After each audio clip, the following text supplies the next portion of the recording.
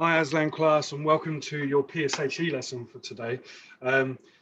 PSHE really is all about our well-being, and that's what we're going to be focusing on in our lessons, because obviously with these unprecedented times where we're all having to stay at home, things are very different. I know we've done it before, but here we are again. So it's always good to think about yourself and what you can do to keep your spirits up high and keep your mind healthy, because it's very important, especially at this time. So I'm going to quickly share my screen so you can see our PowerPoint video for today.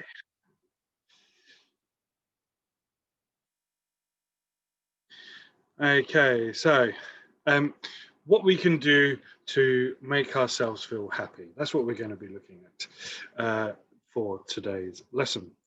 So to start us off, we'll be reading parts or extracts of a book that is called The Book of Hopes by an author called Catherine Rundell.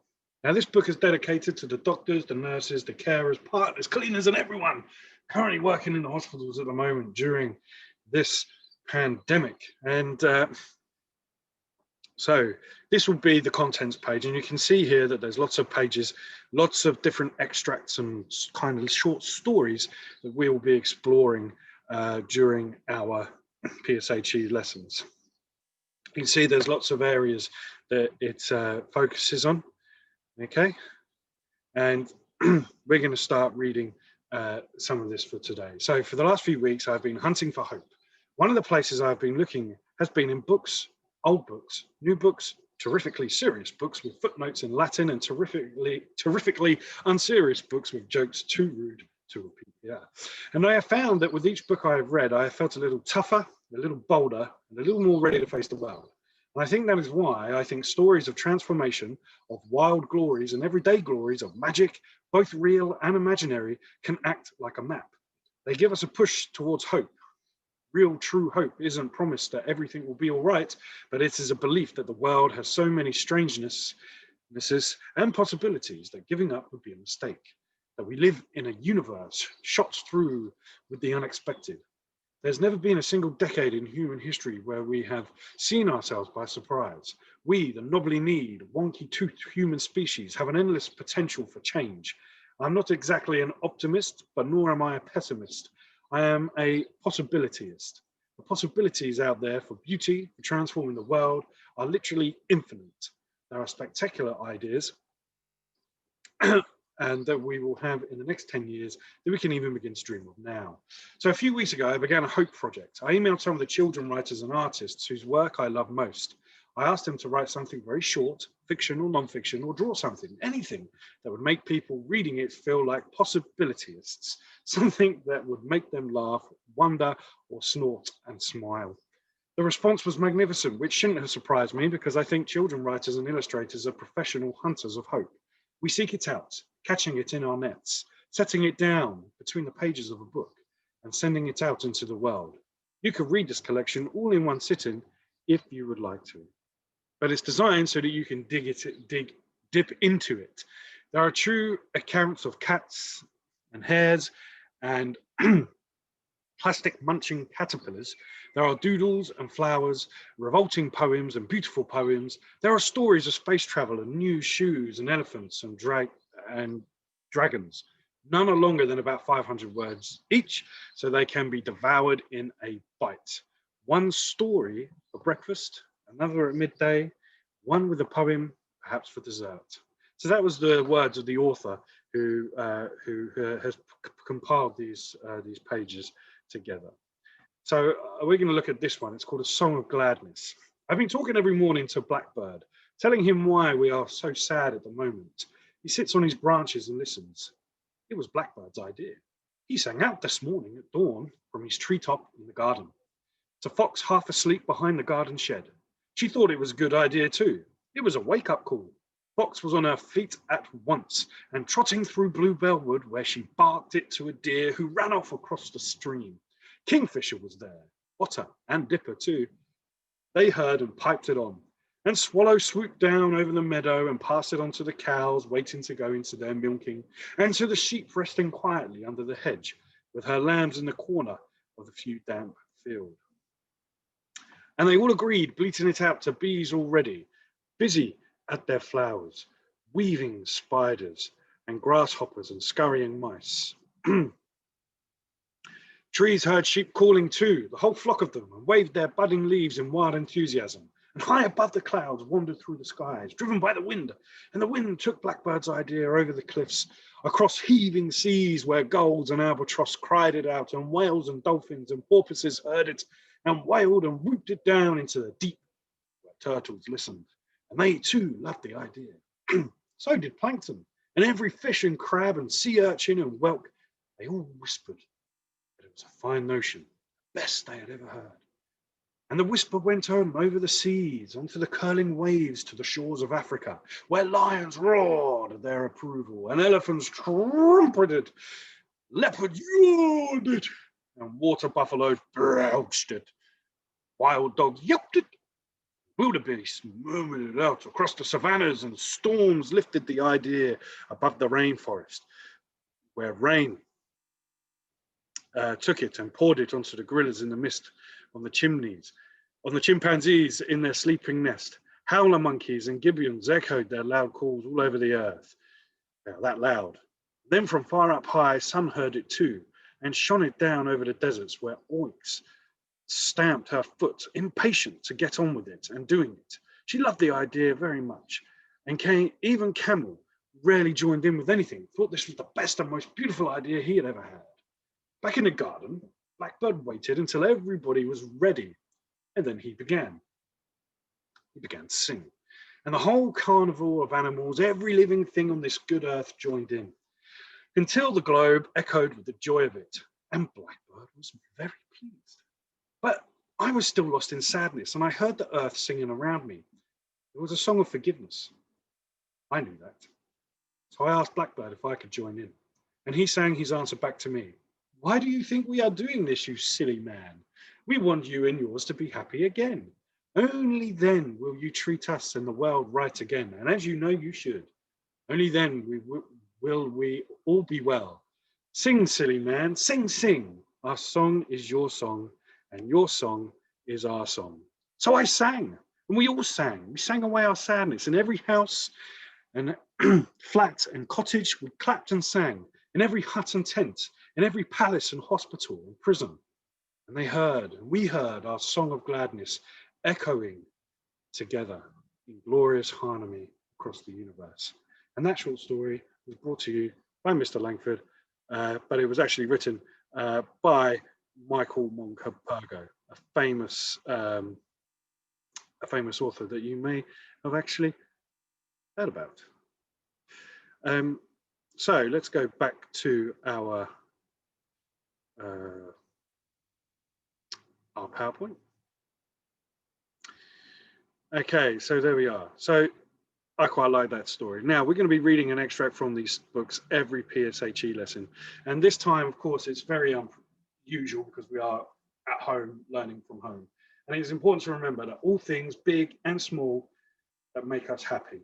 It is a time in our lives that we cannot be with our friends and family as much as we would like to.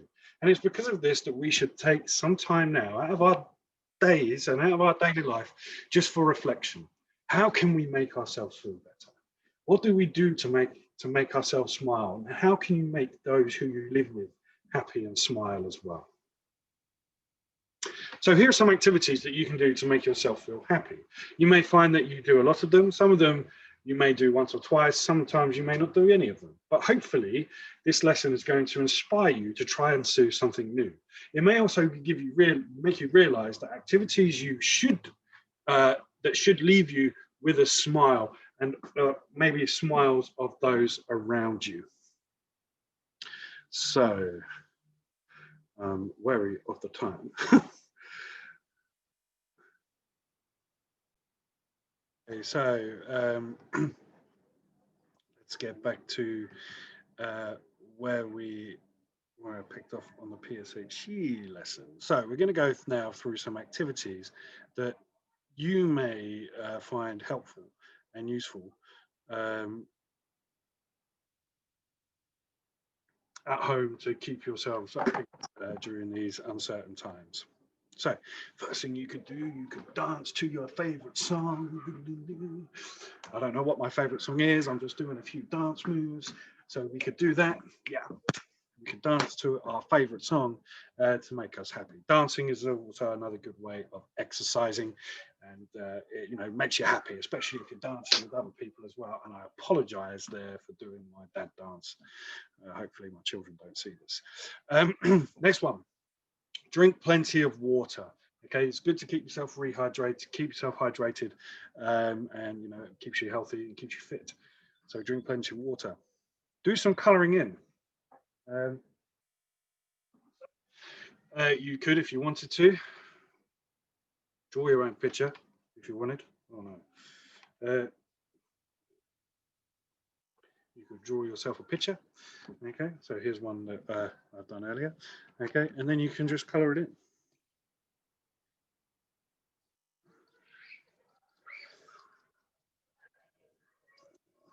This is actually my daughter's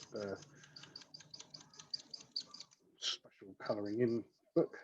Okay, so yeah, you could colour in a picture if you want. Okay, we'll do some colouring in. It's always very good. Maybe put some calm music on as well whilst you're doing it, to keep you nice and happy and relaxed.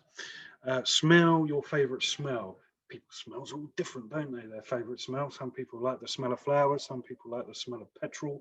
Some like the smell of cut grass. So maybe smell a favourite smell of yours. My favourite smell is, of course, I love the smell of melted butter on toast. Lovely. You could, wanted to, hug a toy of yours. Okay, so you could take your favorite toy, okay, and you could give your toy a nice hug if you want to. Okay, maybe if you don't have a toy, like a teddy bear, it may be something else that you may want to hug. Could be a family member. Think of a happy memory of your friends and family. That's always a good one. Makes you laugh. I'll never forget when it was Christmas one year, and me and my family and I were playing a game where you're not allowed to speak by showing your teeth. And we had to name body parts, and we were going around the circle, and it got to my part where I had to, I said the word esophagus, the food pipe that goes down into your stomach, of course, but when I said it without showing my teeth, it sounded like esophagus. And of course, my older brother found it hilariously funny. And whilst I said it, he was actually having a drink of Diet Cola, and he blurted it all out, and it went all over my mum's brand new carpet. She wasn't happy with it, but we all found it highly amusing. And that always brings a smile, puts a smile on my face. You could, if you wanted to, think of the 3 best moments of the day. Okay, so at the end of the day, take a bit of time. Which 3 things have you really enjoyed today? It could be you really enjoyed doing the maths lesson. It could be you really enjoyed having your live Teams meeting. Or it could be you really enjoyed your lunch, or you saw something on TV, or you played a game with someone. So think of 3 things that you've really enjoyed doing throughout the day. You could do 5-star jumps. 1, 2, 3, 4, 5. Yeah, well, keeps you nice and fit, and do some exercise. Of course, if you're doing something, ask someone to help you out, because sometimes when you do it on your own, you may start to feel a bit lonely if you're struggling. So make sure you ask for help. Take some deep breaths. Sometimes when we feel like it's all getting a bit too much, just take a step back.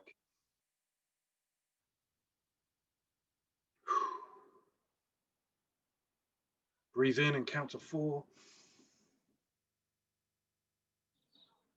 Exhale, count to 4.